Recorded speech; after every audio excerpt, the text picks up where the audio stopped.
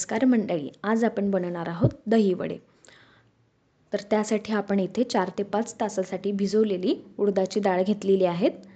ही डाळ आपल्याला मिक्सरच्या भांड्यात घालून घ्यायची आहे आणि या मिक्सरच्या भांड्यासोबतच आपल्याला 4 ते 5 हिरव्या मिरच्या, 4-5 लसणाच्या पाकळ्या, अर्धा इंच आलं आणि थोडं पाणी घालून हे सर्व मिश्रण आपल्याला बारीक करून घ्यायचं आहे।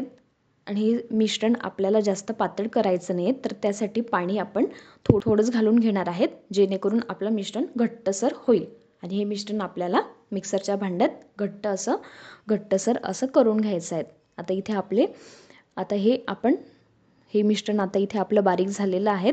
तुम्ही बघू शकता, हे अशा कन्सिस्टन्सीमध्ये आपल्याला हे मिश्रण हवं आहे।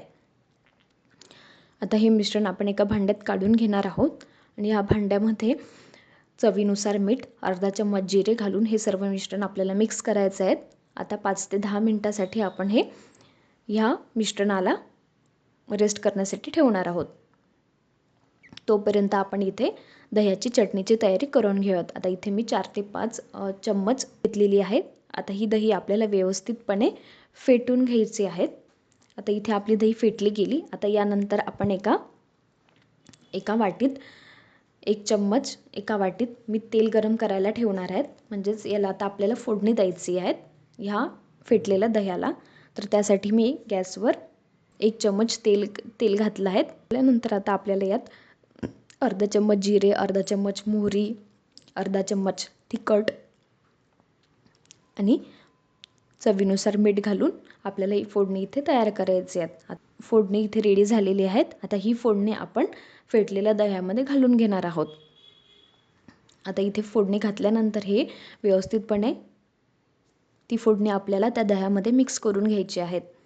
आता ही बघा, आता इथे आपली ही दह्याची चटणी रेडी झाली आहे। नंतर आपण इथे वड्याची तयारी करून घेणार आहोत। त्यासाठी मी एका कढईमध्ये 4 ते 5 चम्मच तेल घालून घेतलेले आहेत। आपण वडे कसे तयार करायचे ते बघूयात। तर त्यासाठी एक सोपी ट्रिक आहे। मी इथे गोलाकाराचा चमचा घेतलेला आहे आणि एका वाटीत पाणी घेतलं आहे। तर हा चमचा आपण त्या पाण्यात बुडवायचा आहे आणि त्यानंतर आपण इथे छोटे छोटे हे पिठाचे गोळे करून त्या चमच्यावर आपण टाकून घ्यायचे आहेत वड्याच्या आकारामध्ये। आता इथे बघा, आपण व्यवस्थितपणे त्याला शेप दिलेला आहे आणि त्यानंतर आता ह्या गरम तेलामध्ये आपण हे वडे एक एक करून टाकायचे आहेत आणि अशाच पद्धतीने आपण हे सर्व वडे तयार करून घ्यायचे आहेत। आणि हे वडे आपण दोन्ही साईडने व्यवस्थितपणे फ्राय करून घ्यायचे आहेत। आणि आता इथे बघू शकता, आपले हे वडे दोन्ही साईडने व्यवस्थितपणे फ्राय झालेले आहेत। या वड्याला असा मस्त असा सोनेरी रंग आलेला आहे, म्हणजेच आता हे वडे आपले पूर्णपणे रेडी झालेले आहेत।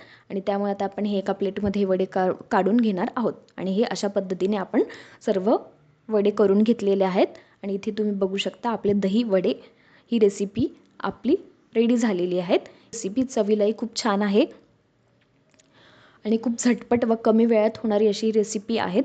सो त्यामुळे तुम्ही ही रेसिपी एकदा नक्की ट्राय करा आणि कशी वाटली हे कमेंट बॉक्समध्ये मला कमेंट करून नक्की सांगा। जर तुम्हाला ही रेसिपी आवडली असेल तर माझ्या या रेसिपीला लाईक करा, शेअर करा आणि सबस्क्राईब करायला विसरू नका। थँक्यू।